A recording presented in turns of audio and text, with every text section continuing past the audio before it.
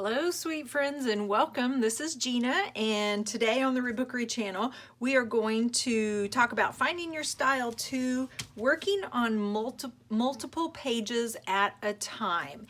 And this is a really good way for you to do almost like a crazy purge of creativity. Okay, so let's kind of look at where we've gone. We found a bunch of junk papers, so we're going to actually use these junk papers for this episode. We talked about why we did what we did and how it made us feel, so we did a timeline. We took stock and decided here's the things that we use, here's the things we do, and then we also kind of noted some things that we would like to maybe try. We talked about fear and just getting fear out of our head and then covering it up. We went to the episode 6, which was 2 parts. One where you had to make a piece, and then the second part where you had to analyze. This right here was where you actually started to see what your style is. If you remember in that video, we listed all of the things that we found from that piece, and we said, okay, this is our style. If we can actually go back and explain why we used it, and we have a solid, authentic, meaningful reason as to why we use that or why we do it, then that is your style. I used this exercise, oh my gosh, probably, I mean, I've done it multiple times, but the one that was the most valuable for me was probably back in 2000, oh my gosh, 12 or 13.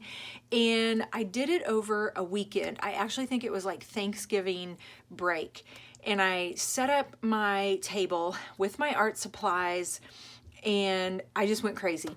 There was a Harry Potter marathon on TV, so I just watched Harry Potter the entire time I was doing this, and I just went crazy. I didn't think, I didn't overanalyze anything.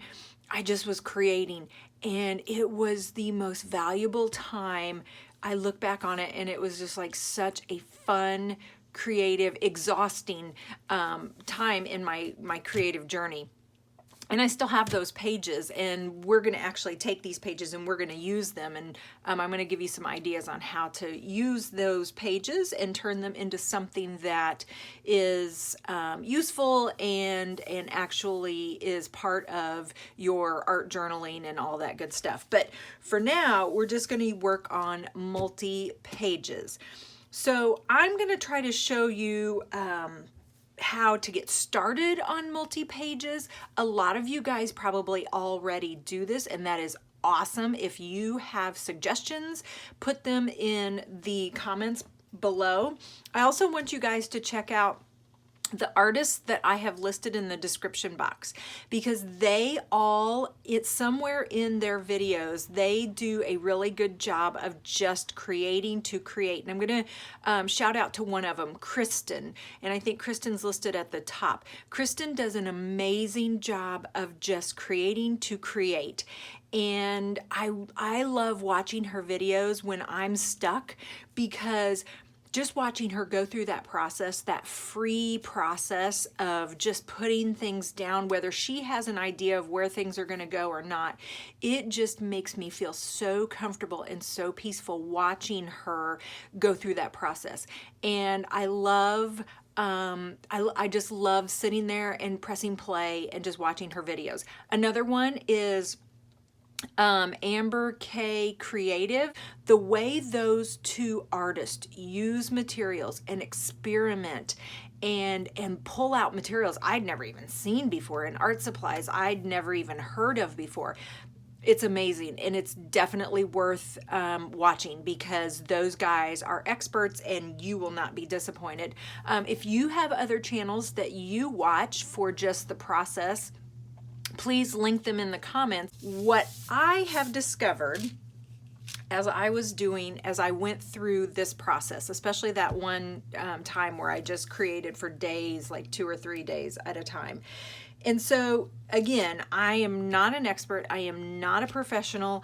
I did not go to school for this. This is just stuff that I have learned through trial and error and experience and process. So you can take what I give you with a grain of salt.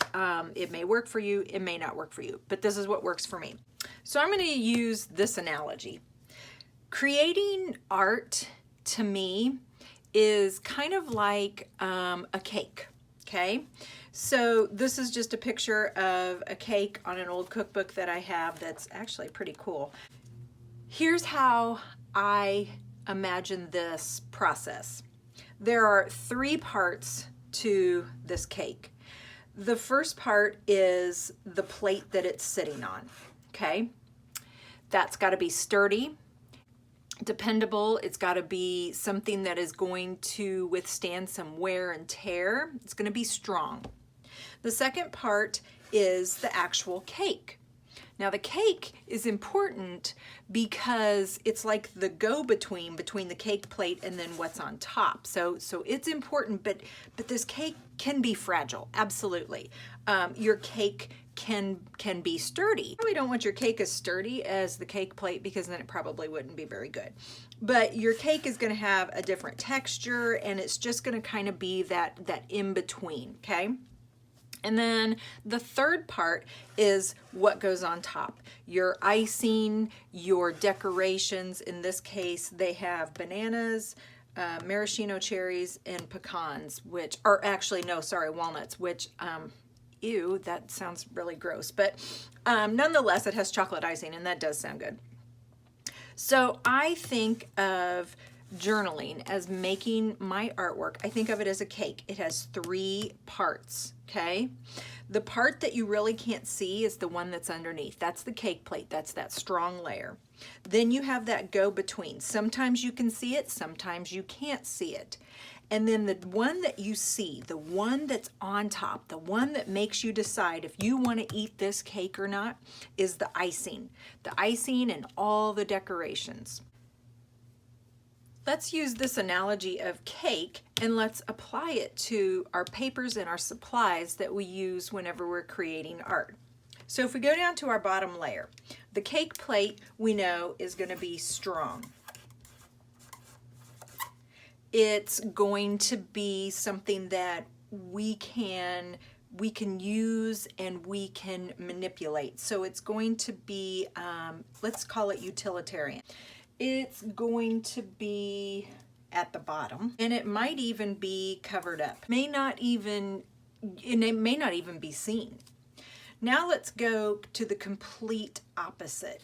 If we go up here to the icing and the topping on the cake, those things are going to be fragile. They're going to be our precious papers, okay?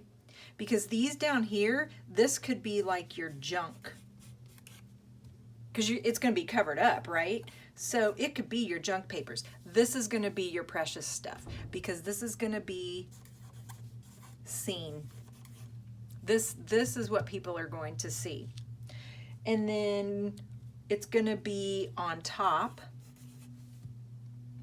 And it probably is going to be, I would say, highlighted. And it's going to be what people first notice. And by people, I mean you, okay? So if this is the top, this is the bottom, then what goes in between? Well, this is just going to be kinda. And I know I'm totally using slang here, but what I'm trying to say to you guys is this. When you create your art, if you have a really, really precious piece, you're not going to want to start with it on the bottom. Because if you do layers like a cake, and most of us do. Now, if you don't do layers, then that's fine. This won't apply to you. But if you do layers, then you're going to want to layer up to the top. And I think a lot of us, I know I did, I started with my most precious pieces down here at the bottom. And then what happened was I covered them up with all of my other things, with my paints and my writing and photos and things like that. And it was like, well, I lost my most precious piece. I lost the part that was the most important. So we have to kind of think about our art like a piece, or like, you know, a cake. Or it could be a piece of cake, I suppose. But you have to think of it as cake. What's going to go down at the bottom? What's going to be my base?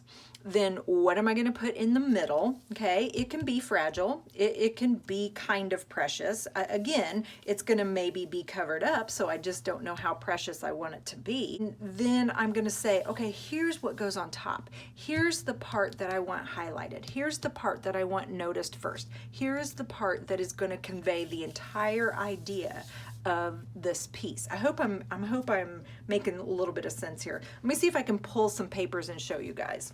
Okay, so here's just some random papers. Now, I need to preface this with what you believe is precious may be different than what someone else believes is precious. For example, if you're a person that has a lot of old ledger paper that has writing on it, it may not be precious to you. But if you are a person that only has 1 or 2 pieces of this, this is going to be precious to you. So it's all up to interpretation depending on your circumstances and what your supplies are. So let's take this piece of paper. To me, I think this is really special because it's got handwriting on it. So not only is it special because it's old ledger paper, but it's special because it's got handwriting. I'm going to look at this and I'm going to say, okay, is this strong? Is this fragile? Okay, so my test is I always fold it in half. And if I can see where it splits right here, then I know I'm not going to want to use it. And I'll show you a piece here in just a second. But this one seems to hold up okay. Again, I don't know how old this is, and it does tear fairly easily. I would not use this as a journal page or in a journal as a page because it's not going to be a good cake plate. I would say that this probably falls into the kinda. Okay, it would probably fall right about here. It's not my only piece, so it's not totally precious, but it's not very utilitarian because this isn't going to hold up, and it's fairly thin. Like I can see through it. It's fairly thin. Also, this is a pretty cool piece and it conveys some message, so I would want this to be seen. So I would say that this would probably go up in this area right here. So this would be one of my upper layers. So this is some dress pattern, okay? Dress pattern, we all know it is not going to be very strong. Look at how easily that tears. This is not going to be very strong. So we already know that dress pattern is not going to be a good substrate or a good cake plate, okay? It may or may not work here, but we know how fragile this stuff is, so it's probably going to be something up here. It's going to be more of our top layer. So I would save this stuff for top layers. Okay, so this is book page, children's book page. So this one just happens to be strong. I can tell on this. I can just tell the way I'm able to manipulate it. This is strong. So it could go down here. This could definitely be a substrate. I could do my artwork on top of it. I could put it here, but I also could put it here. And the reason why I could put it here is because it's got this illustration or it's got this text. So see, I'm torn on this piece. I could use it for any of these three places. It just depends on where it's going to serve its purpose the best. Is it going to help me tell my story? Is it just going to be a great piece in the background that I know it's there? You know, do I have a lot of it? You just kind of have to decide. And so in my journals, when I make journals, I'm not one to put a lot of these in. I try because I know people like them. But for me, it's a struggle because I'm like, if I put this in as a page, then have I wasted a page in that journal? Because I know if it was me and this was in a journal, this was a page in a journal, I would have a really hard time covering this up. That's just me. Now, some of you guys may be like, oh, shoot, no, I could do it. And that's perfectly fine. I would have an easier time covering this up because to me, that's not as precious as this. I don't know. It all depends on what you consider precious. But for me, I would rather have this as a piece that went along with my journal or something, so that I could do with it whatever I wanted. I could cut it out, I could cut the text out, I could glue it on the bottom, I could glue it in the middle, I could make it be the top piece. And that's just my personal preference. Here's another book page, and this one is really old, so let's see if we can fold this one and I'll show you what I mean by here. Okay, let's see if, I don't know if you guys can see this or not, but when you fold it, you'll start to see that the fibers of the paper are gonna, like, they crinkle. They actually will start to buckle and they'll break. They're very brittle, and that is gonna be a sign that this is not a good piece of paper to use for your bottom layer. This is going to be something more that you're going to want to use up towards the top. This piece right here came from a book. This is an image. Actually, this was a journal spread I just did the other day. There was another one right here, and I cut it off and I used it. So where do you think this one would go? Okay, so it's strong. It could go on the bottom. It could go here. Where I put it was, I actually put it up in here. It became a top piece because I wanted it to be seen. It was kind of precious because this book I have that it came from is actually a pretty cool book, but I wanted this to be seen, so I put it towards the top. Here's a piece of paper. This is just like a bill or something, a statement that came in the mail. Not precious at all. In fact, it was junk. It's utilitarian, so I made it my bottom layer. There's another one. This is a page from a book. I like the images. I like that. So while it became the bottom part, I also pulled some of the paint off so that it could kind of be seen. So here's where this and this can kind of go together. And let me pull out a journal page and I'll show you. Maybe we'll look at some examples. This is a page from when I told you guys I had that weekend, that Thanksgiving weekend, and I just created massive amounts of art. And so let's take a look at these and see if we can find the layers. Okay, so the first thing was I created it on this art paper, and I don't know what kind of art paper it is. It was a journal that my husband had gotten for me for my birthday. Now I lost the page. Oh, Lordy. So it's some sort of mixed media paper. I don't know that it is of the highest quality. I'm sure it's not. But here we go. So nonetheless, I know that it's going to be strong, utilitarian, and I know that I'm going to cover most of it up. Okay, so there's my bottom layer. Can you see my middle layer? My middle layer is actually right here. It is a page from a phone book, an old phone book. And so it was fragile, and I wanted some of it to be seen, but I also wanted it to be that middle layer. Here's another piece of my middle layer. It's a label, an old label. I'm trying to look to see, there's another label right there. And then my top layer, well, actually, we could say these doilies are kind of my middle layer too. So you can have more than one middle layer. And then my top layer, you can see it's this right here, which is some sort of a trim. I don't even know that that's fabric, or that's paper. It feels like it's maybe plastic or something.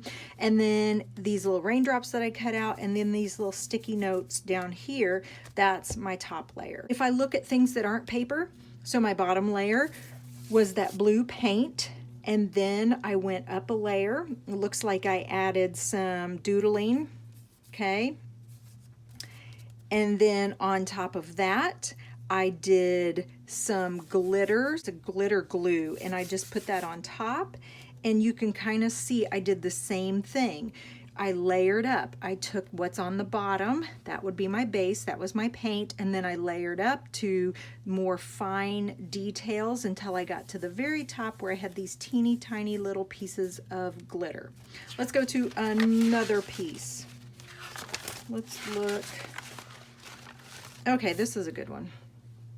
So My cake plate, again, is this journal, but there's another cake. This was the packaging to a paper doll set, I think. And so it was pretty thick. It was like cardstock. So that's in the background.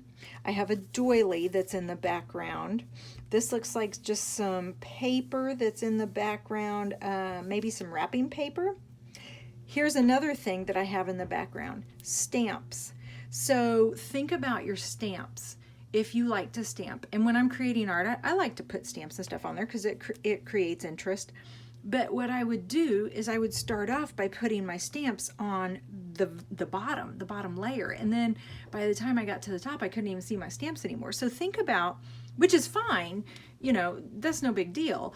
But think about where you want your stamps. Do you want them to be seen? Then you're going to put them more towards the top, like this one. I wanted this to be seen, so this stamp went more to the top. Whereas these guys were down underneath the layers. It looks like this flower, there's a doily, there's this flower right here, there's a piece of tape, and then what's on the top? So this piece from the paper doll book, and then these 2 price tags, and then the thing that's on the tippy top is a piece of thread, like the little sticker that's on the end of the thread. So yeah, so there you can see my layers. Again, there was paint, there was stamping, there were more paint. There was more paint that I put on here, more stamping, doodling, and glitter. So I just kind of rose to the top. This one's a simple one because I really only have 2 layers here.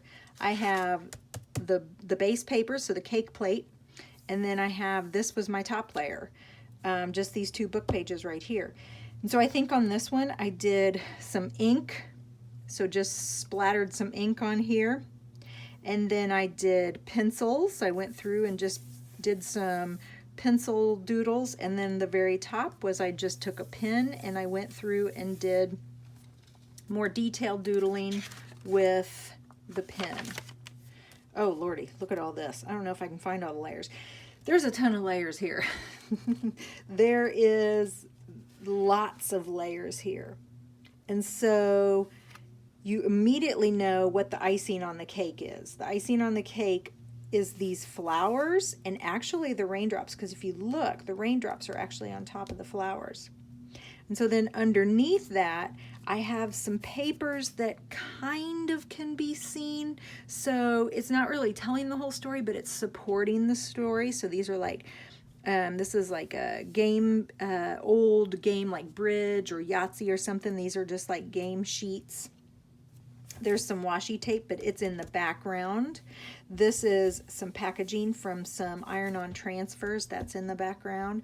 Here's some background that you can't even see. I don't even know if you can tell, but this was the other part of this packaging right here, and it's completely covered up. The only way you can tell it's here is because I can see a little line where the paint ends. So you can totally cover things up if they're in the background and you don't want them to tell part of the story, you just want them to be there. I'll just flip through and I'll just show you. So during this weekend, these are the things that I created. And so, wow, look at this. Woo! And this one I did a transfer. This was some transfer I did with contact paper. There's some tape there, stamps, envelopes, just some book pages. And then I did all of my doodling and stuff on top. White pen, that was my top layer. And I just went and put little, like there's some houses and these are just some words and there's just some addition problems. That's kind of cool. I hadn't seen that in a while.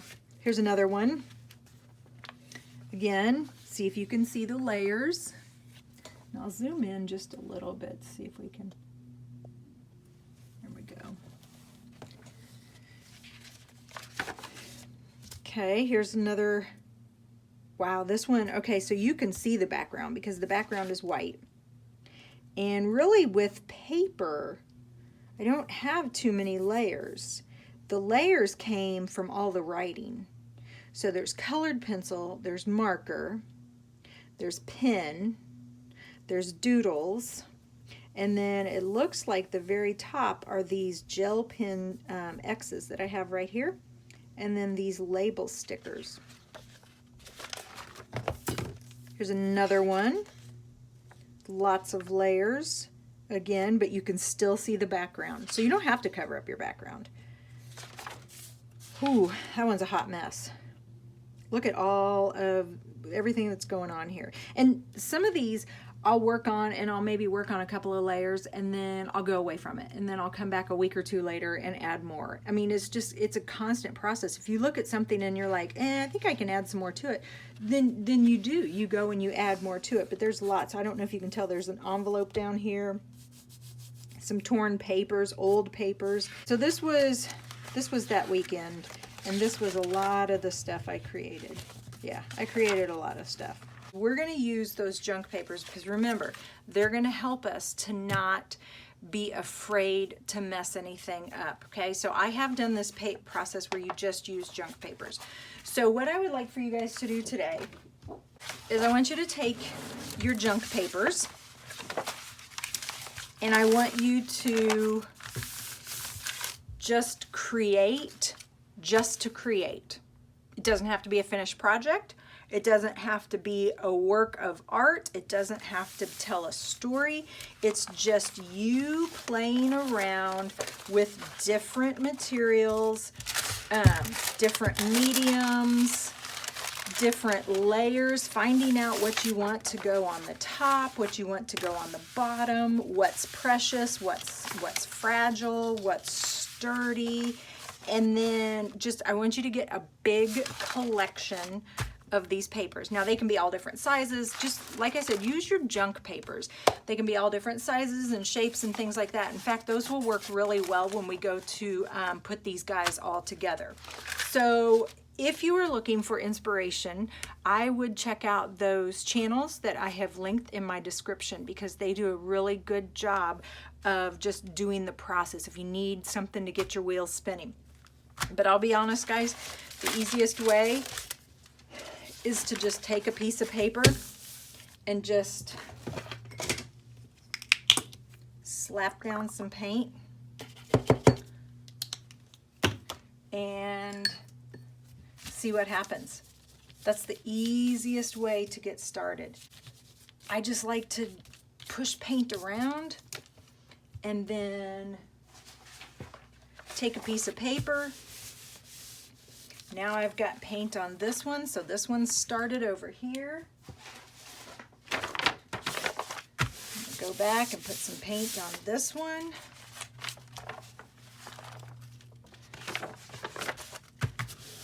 And what I have found is that when you work on multiple pages, something really cool happens because you'll find, especially if you're working with paint, you will find that you've got to have some time for this stuff to kind of dry. So working on multiple pages is really cool because it allows you to work on pages and then set them over to the side so that they can dry. And then while they're drying, you pick up another page and you work on it. And it's just kind of a process. And so you may have 3 or 4 different pages going at a time. And that's when you're in the zone. When you have 3 or 4 different pages going at a time and you're like, I just need to let this one dry, and while it's drying, I'm going to work on this one. That's when you know you're in the zone, okay? Now, I started with paint. You can start with whatever it is you want, collage, ink, and I love using old gift cards to spread the stuff around.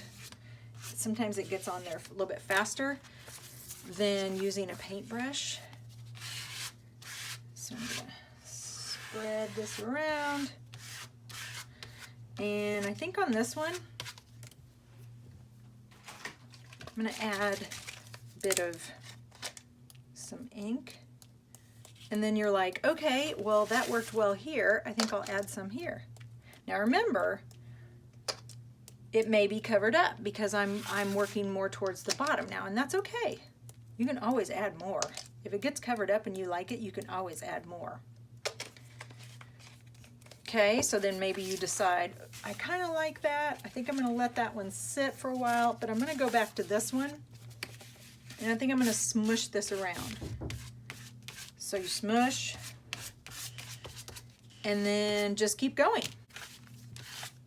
And then before you know it, you'll end up with a big mass of artwork. Okay. Thank you for hanging out with me today. I hope you guys are healthy. I hope you guys are happy. I hope you guys got some inspiration today, and I hope you have an amazing time creating multiple pages of artwork. I will talk to you in the next video. Have a great rest of the day. Bye.